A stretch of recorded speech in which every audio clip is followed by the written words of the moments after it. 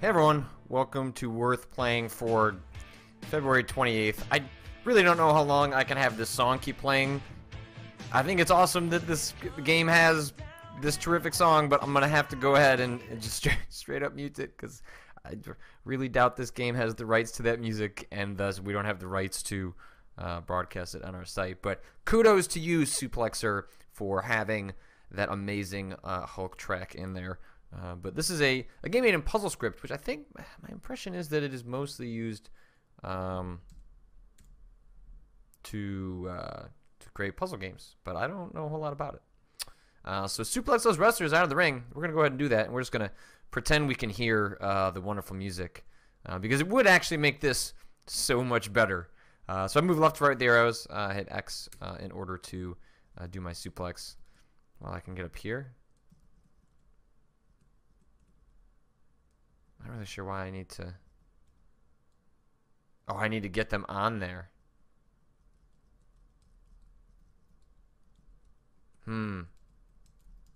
I see what you're talking about, game.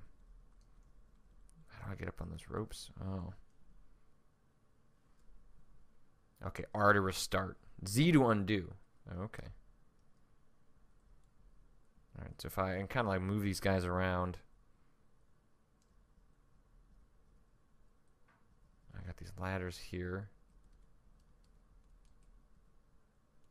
Oh, I can do that to maybe like get on top of them. Okay, so like if I hit Z, bring these guys all back, I can kind of start the puzzle over. So if I move over here, all right, so that's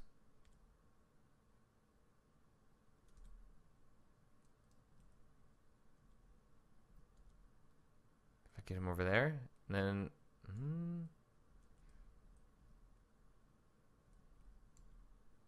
if I get him, how do I? Oh, I have to do it from the other side, huh? So I hit there. Okay, so then, so what determines exactly like the placement? Because I'm throwing him from clearly all the way across the damn room, and we're not getting him any closer to the spot that I want him to be in.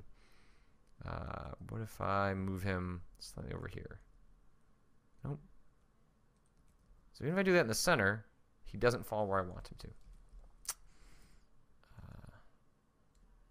He keeps going over there. Don't you worry. I can't come down on him.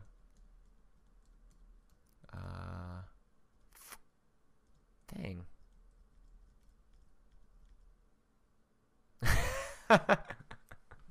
Okay. So unless I'm missing something, maybe there was something to that I wasn't quite picking up on. That's definitely possible. All right, so now we're stacking a bunch of them. Get this guy here.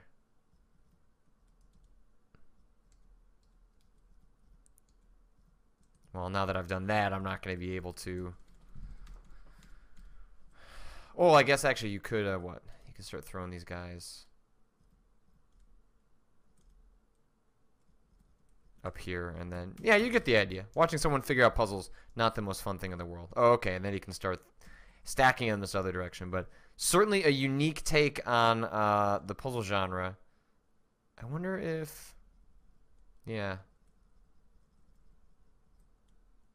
You can kind of have one of the guys float against that, and then you'd be able to have him hit the ground and get that one spot missing. But yeah, that is Suplexer. Love the music. Wish I could have featured more of it. I would have just sang it the entire time and failed at the puzzles. But it is what it is, and unfortunately we live in a content ID world that we must live by. So why don't we move on to the next game? Hey everyone, our next game is continuing. Everyone loves Flappy Bird, or at least wants to... chime in on their own take on the game. There's been a Flappy Jam going on. This latest one that comes from Unept. Doesn't say on his page whether... I assume that's not his real name. Alright, so this one's immediately different. Had I up, I'm shooting these fireballs out of my face, which is always nice. Oh, well, okay. Maybe don't do that, Patrick. So you can hurt yourself on the top or bottom. Can I kill myself? Yep, I can definitely kill myself with my own lava bullets. So maybe just think about not doing that while you're playing this Patrick. Or maybe like just consider it for half a second. So I'm trying to take these guys out. It's definitely weird to try and line up the shots though, because the physics makes it. There's no other button. It's just up. Not sure. Oh, this is not easy. Yep, that is. So am I getting any score for moving forward, or is it purely? Well, jeez. You know, occasionally I like to say I'm like pretty good at video games. This would not be one of those moments. This is tough because you don't have a direct analog to what you're hitting as you would normally have. I really just feel like this is. I'm sure there's more than an element of chance to it. If I spent more time dissecting how the physics work, because it's kind of like you're throwing a curveball every single time. And depending on how you do that, you know, you can bounce it off the walls. There's quite a bit going on in terms of what the player is capable of doing. It's actually been a lot of fun to watch different developers chime in on the Flappy concept, which, you know, is itself just an evolution of the Endless Runner, but with a very specific control style. You know, it's certainly no different than. Oh, come on, I was doing really well there. Than what we normally see with genre iteration. You know, I guess you want to consider Flappy Bird its own genre, which is probably describing a little too much to a single game. But if you remember, the first-person shooter didn't always used to be called the first-person shooter genre. For a long, long time, we just called them Doom clones because Doom had come to define what that type of game was. I'm getting better. So much so that the shorthand had nothing to do with the perspective, but the game that had sort of been emblazoned to represent it. It's not like Doom was even the first game to have a first-person perspective, but it was so defining that we just could not think of the genre in any other terms, or at least it just wasn't worthwhile because if you just said Doom clone, dang it, then you were actually just getting to the point much faster. So I don't think we're gonna have something like, oh, it's like Flappy Bird, because I don't realistically expect that most people are gonna understand what Flappy Bird is 6 months from now. But in the moment, as we're going through this sort of process with Flappy Bird, I don't know how else to break it down. I think it is interesting to see stuff like this, and they're enjoyable distractions.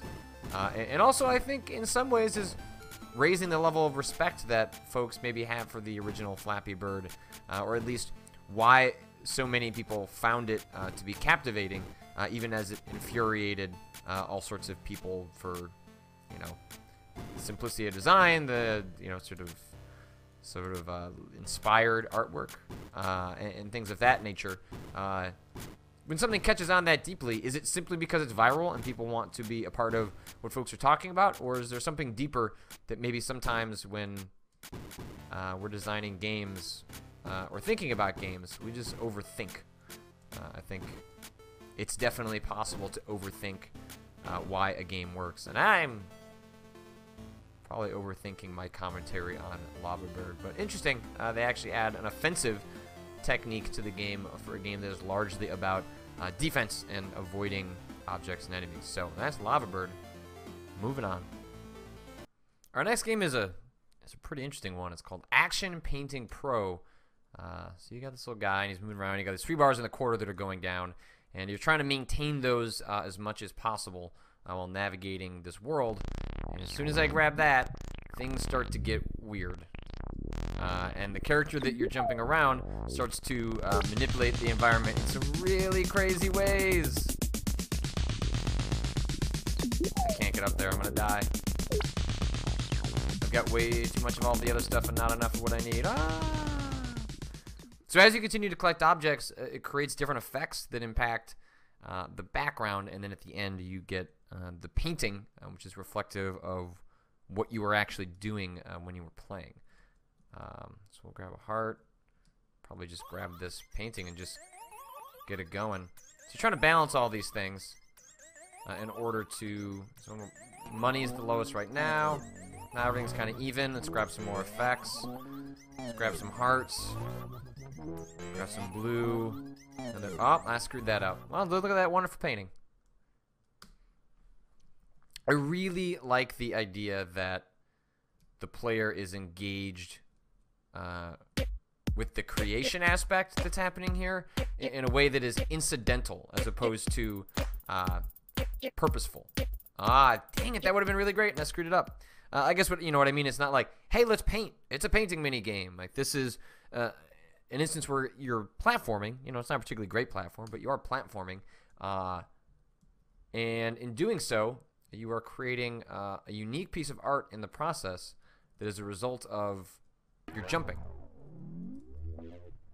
Every time I do this, then the world alters a little bit, hopefully giving me a chance to get to another section of the level. I need the blue. That's great. Perfect. More blue. Get some money. Cash money. Yeah, let's screw it up a little bit more. Perfect. Now we're getting real weird.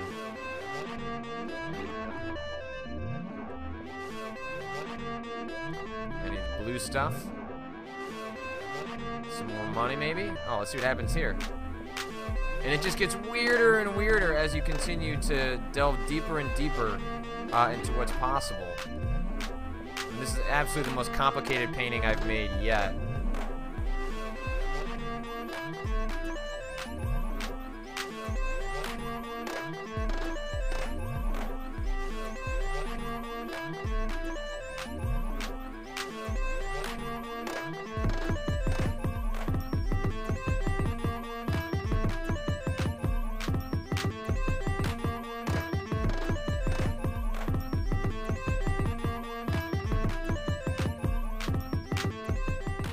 That looks terrible, but as a reflection of what I just played for the last minute or so, I think is incredibly cool.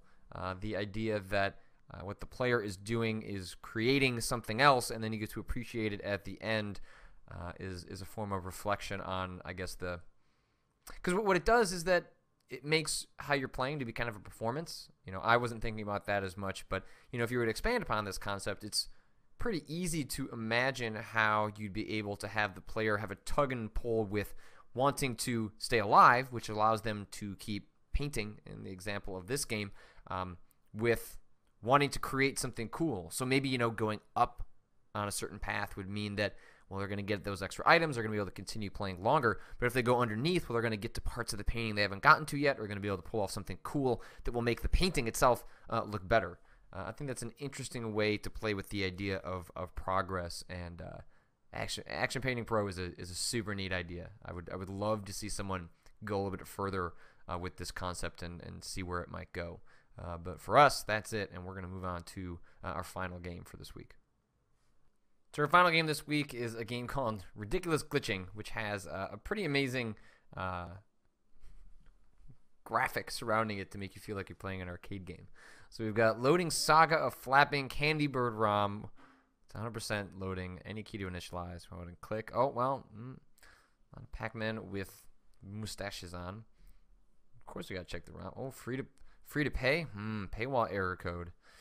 Free to pay corrupted. Do you want to start anyway? Press X to start at your own risk. You know what? I just have to. I have to see what the... I don't care if the ROM's corrupted. Free to pay fail. Error, paywall breached. A saga of the crushed dreams of a flapping candy. Press W to join. Press up. Whoa. I didn't mean to... Okay. Well, now I've got 2 players for some reason. Okay. Well, now we just got 1. So now I'm trying to survive these waves. Okay.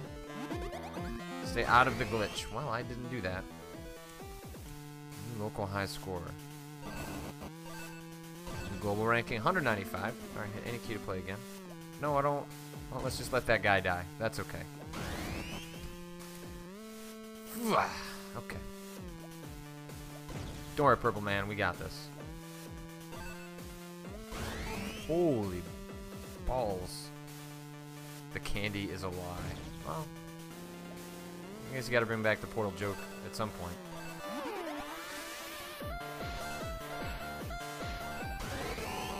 It's interesting that for some games, especially in the independent community, glitch has become an aesthetic as opposed to just a function of wild code.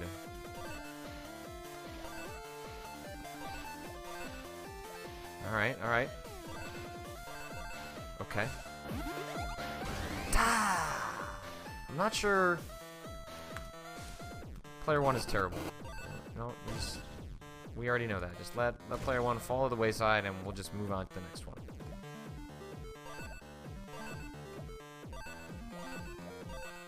I'm not sure what's happening to my score when I'm collecting those little dots. Alright, so 10 is my...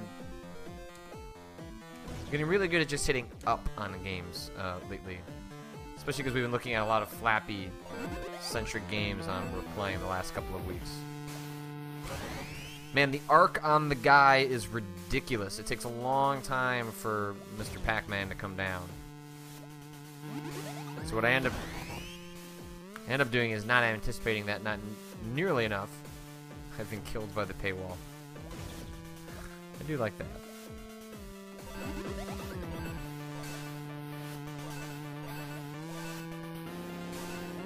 I think I just saw the Flappy Bird. Ooh. What the hell? I want to try and get more of those items, because I think the items must adjust the glitch aesthetic.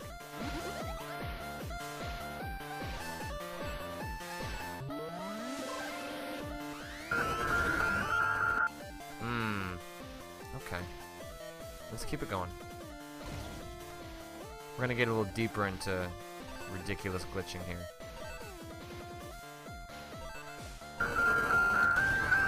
Oh man, that's really great. I need to dive more into those glitches if I can do so without killing myself.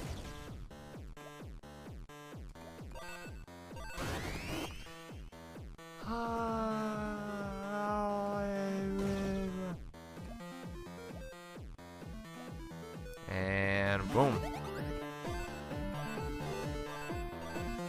What just happened?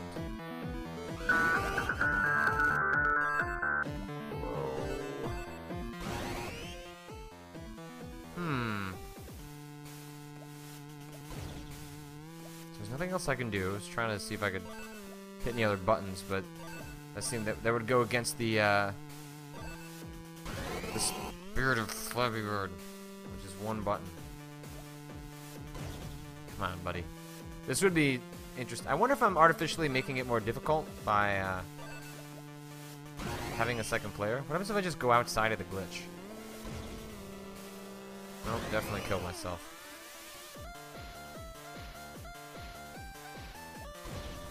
Oh, look at me just diving down underneath those glitches. Okay.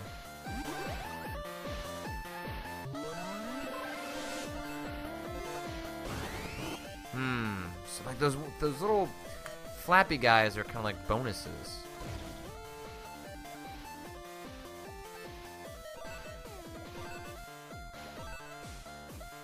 Oh, I'm going in that glitch.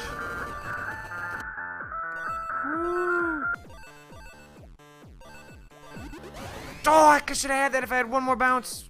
All right, one more time. Before we bring this worth playing to a close for this week. Or maybe one more good run. I don't know, can you consider any of these runs good? I'm not sure. Yeah. This one is tough. Actually, the two that I've played this week are tough. I don't know why I keep hitting spacebar. It doesn't seem to do anything. Makes me feel like I'm in control by hitting a button, though. Oh! Alright, it's for serious. Oh, hit X for menu. Maybe I have to do that in between stuff? Okay, press W to join. Nope, space to start. Let's see if this changes anything. Oh, shoot. I have to hit W. Okay.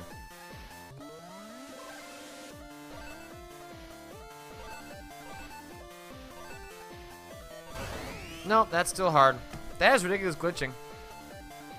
I really like the way that, like I said at the beginning, they're using something that used to be annoying or avoided in video games, and instead now has become something that you can leverage as your own aesthetic. So that is what we're playing for this week. As always, you can send games my way if you made one, if you've played a cool one.